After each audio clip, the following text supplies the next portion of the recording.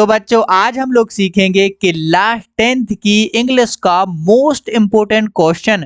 और ये most important question है हमारा फर्स्ट फ्लाइट बुक की पोएम का, और उस पोएम का नाम है डस्ट ऑफ स्नो। और इस पोएम के पोएट का नाम तो बच्चों आप लोग जानते ही होंगे, है ना।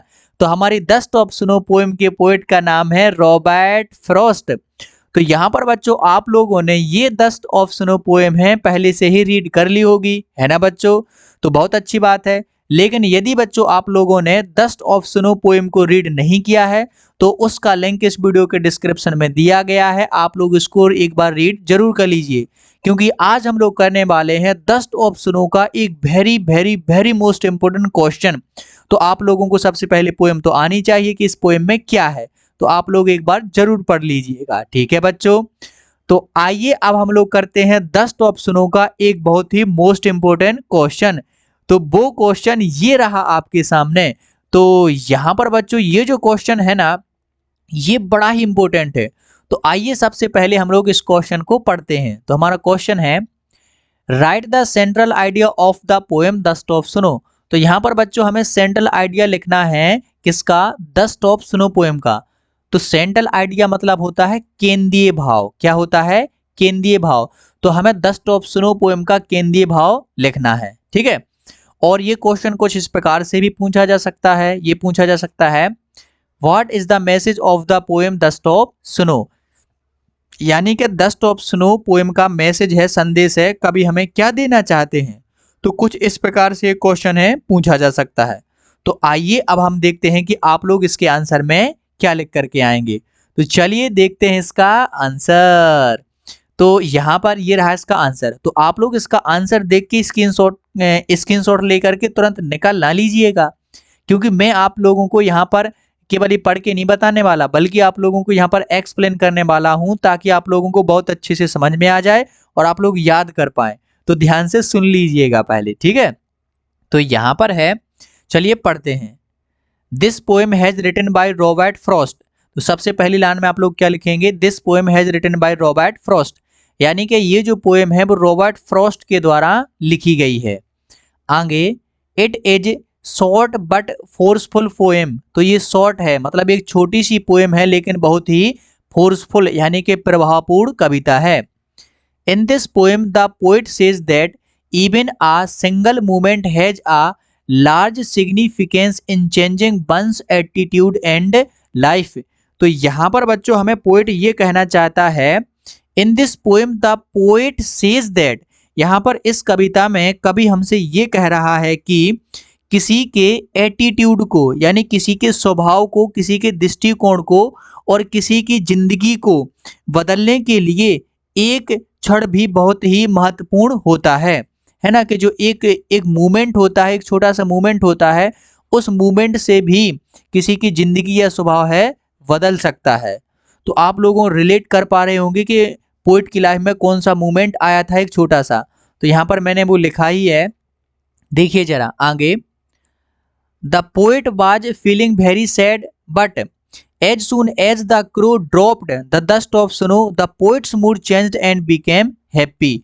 तो यहाँ पर जो पोएट है वो बड़ा ही दुख महसूस कर रहा था, लेकिन जैसे ही एक क्रो ने, क्रो मतलब कौवा, तो एक कौवा ने जैसे ही डस्ट ऑफ स्नो को पोएट के ऊपर ड्रॉप किया तो पोएट का मूड है वो चेंज हो गया और पोएट है वो बड़ा ही खुश हो गया, है ना। और पोएट का जो पूरा का पूरा दिन है वो बर्बाद होने जा रहा था, लेकिन अब पोएट बहुत ही खुश हो गया और उसका मूड है बदल गया।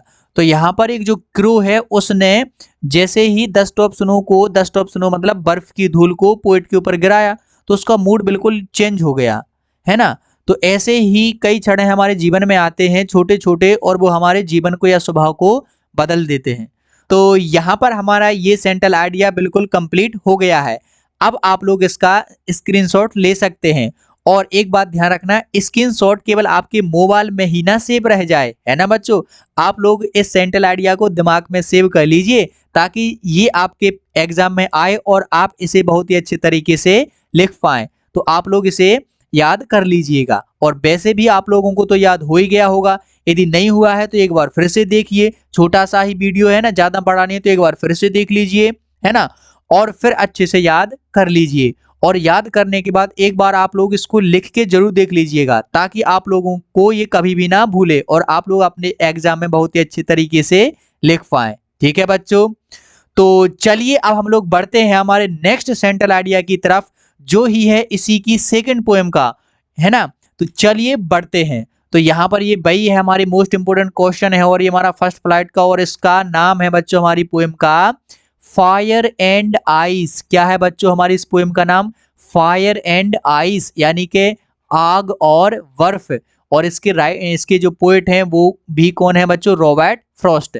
ठीक है, तो ये दोनों पोएम है हमारे फर्स्ट लेसन की पोएम थी। पहली हमारी द स्टॉप सुनो और ये दूसरी हमारी फायर एंड आइस। तो आइए अब हम लोग फायर और आइस का भी क्या देख लेते हैं, सेंट्रल आइडिया वाला क्वेश्चन। तो यहाँ पर बच्चों ये जो क्वेश्चन है कुछ इस प्रकार से मैं पहले ही बता चुका हूँ, है ना। तो right the central idea of the poem fire and ice. तो अब हमें क्या पूछा जाएगा कि फायर और आइस का क्या लिखिए, सेंट्रल आइडिया, या इस प्रकार से भी क्वेश्चन पूछ सकते हैं। तो क्वेश्चन तो आप लोग समझ ही चुके हैं, तो चलिए देखते हैं डायरेक्ट इसका आंसर। तो ये रहा बच्चों आपके लिए इसका answer. This poem has written by Robert Frost. तो यहाँ पर ये पोएम है वो रॉबर्ट फ्रॉस्ट के द्वारा लिखी गई है। तो आप लोग यदि ध्यान से देखेंगे तो ये वही लाइन है जो हम लोगों ने पहले सेंट्रल आइडिया में लिखी थी। तो आप लोग ये लाइन हर सेंट्रल आइडिया में लिख सकते हैं। This poem has written by Robert Frost. बस आप लोगों को यहाँ पर पोएट का नाम चेंज कर देना है। जिस भी पोएम को आप लोग लिखोगे सेंट्रल आइडिया, उसी पोएम के पोएट का नाम यहाँ पर लिख देना है। चलिए बढ़ते हैं आगे। In this poem, the poet consider two predictions of how the world will end. तो यहाँ पर इस पोएम में जो पोएट हैं वो दो अवधारणाएं बताते हैं कि जो संसार का अंत है वो किस तरीके से होगा। ठीक है, दो अवधारणाएं बताते हैं, दो प्रेडिक्शंस बताते हैं कि कैसे संसार का अंत होगा। क्योंकि उन्होंने इस पोएम में पूरे वर्ल्ड को और संसार को दो भागों में बांटा हुआ है, लोगों को, है ना, संसार के लोगों को दो भागों में बांटा हुआ है। तो आप लोग अच्छे से समझ पा रहे होंगे यदि आप लोगों ने पोएम को रीड किया है। तो आप लोगों ने यदि पोएम को रीड नहीं किया है तो एक बार उसको रीड जरूर कर लीजिए। ठीक है, उसका लिंक इस वीडियो के डिस्क्रिप्शन में दिया गया है। तो यहाँ पर पोएट ने क्या कहा कि संसार का अंत है किस प्रकार से होगा, इसके लिए पोएट ने दो अवधारणाएं बताई हैं। That is fire and ice. और वो अवधारणाएं हैं फायर एंड आइस, यानी कि आग और बर्फ। तो अब ये फायर और आइस हैं वो क्या डिनोट करती हैं, तो आइए देखते हैं। Fire stand for desire, greed, fury and lust, while ice stand for cruelty, hatred, coldness and rigidity. तो यहाँ पर बच्चों जो फायर है यानी कि जो आग है वो डिनोट करती है डिजायर, यानी कि इच्छा, जो लोगों की इच्छा है उसको, ग्रीड, जो लोगों के अंदर लालचीपन है, लालच, फरी, जो लोगों के अंदर जो क्रोध है, जो आवेश है उसको, लस्ट मतलब जो हमारे अंदर वासना है, हवस है, इसको डिनोट करता है फायर। इसी की वजह से एक दिन है वो संसार है नष्ट हो जाएगा। और जो आइस है, आइस किसको डिनोट करती है? क्रूअलिटी को, यानी कि जो लोगों के अंदर निर्दयता है, क्रूरता है। हेट्रेड यानी कि जो लोगों के अंदर नफरत है, कोल्डनेस, और जो रिगिडिटी है, जो कठोरता है, इन सभी को डिनोट करती है को हमारी आइस। तो इन्हीं से एक दिन संसार है क्या हो जाएगा? नष्ट। तो हमने वही लिखा है आगे, These are all human qualities and one day the world will be destroyed due to these। और यहाँ पर ये सभी जो क्वालिटी ऊपर बताई गई हैं ये सभी आदमियों की यानी कि व्यक्तियों की क्वालिटी है और इन्हीं की वजह से एक दिन संसार का अंत है वो हो जाएगा। तो यहाँ पर इस प्रकार से पोइट ने इसको जो केंद्रीय भाव है वो हमें समझाने की कोशिश की है। तो यहाँ पर आप लोगों का ये क्वेश्चन है बहुत ही अच्छे तरीके से कंप्लीट हो गया है। तो आप लोग इसको भी याद कर सकते हैं आपके एग्जाम के लिए।